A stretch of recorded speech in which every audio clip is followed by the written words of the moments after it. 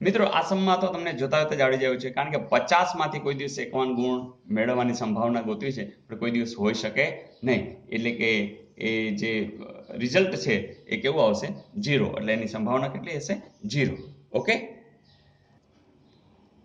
મિત્રો, અહીં એક બીજો સરસ મજાનો સમ છે કે 38.5 મીટર સ્ક્વેર ક્ષેત્રફળ આપ્યું છે અને વર્તુળનો પરિઘ તમારે શોધવાનો છે. તો મિત્રો આ સમ કેવી રીતે થશે? મિત્રો અહીંયા બે વસ્તુ છે કે તમને અહીંયા ક્ષેત્રફળ આપ્યું છે અને પરિઘ શોધવાનું છે. ક્યારેક તમને પરિઘ આપ્યો હોય અને ડાયરેક્ટ ક્ષેત્રફળ શોધવાનું હોય તો એક તો રીત છે કે તમે આમાંથી સૂત્ર છે આપણું કે a બરાબર પાઈ આર સ્ક્વેર, એમાં એની જગ્યાએ તમે આ મૂકશો એટલે તમને આર સ્ક્વેર મળશે. આર સ્ક્વેર માંથી તમે આર મળી જશે અને જે આર મળે એ તમે આની અંદર પરિઘ શોધવું છે એટલે કે 2 પાઈ આર જે સૂત્ર છે પરિઘનું, તો એની અંદર તમે એ આર ની કિંમત મૂકશો તો તમને જવાબ મળી જશે. મિત્રો તમારા માટે એક સરસ મજાનું સૂત્ર શોધ્યું છે, એ સૂત્ર તમે આજથી યાદ રાખી લેજો. એટલે તમારે પરિઘમાંથી ક્ષેત્રફળ, ક્ષેત્રફળમાંથી પરિઘ એવું ક્યારે પણ કરવાનું છે તો થઈ જશે. સૂત્ર આવું છે, અહીંયા p એટલે પરિઘ હું લઉં છું કે p નો વર્ગ એ 4 પાઈ a છે. લ્યો ફરીથી, p નો વર્ગ એ 4 પાઈ a છે. ચલો આ આપ્યું હશે તો આ મળી જશે, પરિઘ આપ્યું હશે તો ક્ષેત્રફળ મળી જશે. અહીંયા યાદ રાખશું કે a એટલે કોણ છે? તો કે ક્ષેત્રફળ છે અને p એટલે કોણ છે? તો પરિઘ છે.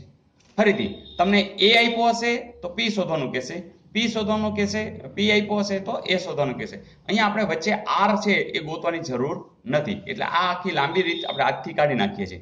ચાલો હવે જોજો, અહીંયા કોણ આપ્યો છે? a આપી દીધો છે. કેટલો છે? 38.5. ચલો મૂકી દઈએ તો p નો વર્ગ બરાબર 4 પાઈ એટલે 22 સપ્તમાંશ, એ એટલે મૂકી દો 38.5. તમે જ કયો 38.5 એટલે પોઈન્ટ કાઢી નાખી તો અહીં નીચે મૂકી દઈશું. ચાલો ઓકે. હવે જુઓ જી, આપણે છેદ ઉડાડે 7 50 35, પાછો તગડો વધશે 7 50 35. ચાલો આટલું થયું.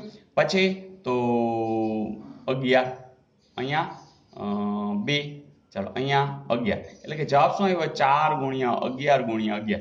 મિત્રો આ તો p નો વર્ગ એટલે પરિઘનો વર્ગ આવ્યો. જો p જોતો હોય તો બધાયનું વર્ગમૂળ કાઢશું અને તમે જાણો જ છો કે 4 નું વર્ગમૂળ શું થાય? 2.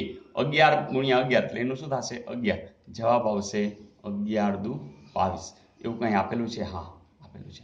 તો મિત્રો આ સિમ્પલ સૂત્ર આજથી તમે પાકું કરશો. પરિઘનો વર્ગ એ 4 પાઈ a છે, a એટલે ક્ષેત્રફળ. એટલે કે ક્યારેય પણ હવે આવો સમ આવશે તો સીધું આ સૂત્ર મૂકી દેશો અને સીધો જવાબ આપી દેશો. દાખલા તરીકે આ જ દાખલા અંદર તમને અહીં 22 આપ્યું હોત તો તમે અહીં મૂકીને ચેક કરજો કે a p ની કિંમત જો 22 હોય તો 22 નો વર્ગ બરાબર 4, 22 સપ્તમાંશ અને a મળી જશે અને a આવશે 38.5. તો એ તમારું હોમવર્ક. ઓકે ફ્રેન્ડ્સ, બસ નવી રીતો, નવું કામ અને તમારો જે નવો આનંદ છે એ કોમેન્ટ્સ દ્વારા હું જોઈ રહ્યો છું. બસ આને આ તૈયારીને આગળ લઈ જાઓ.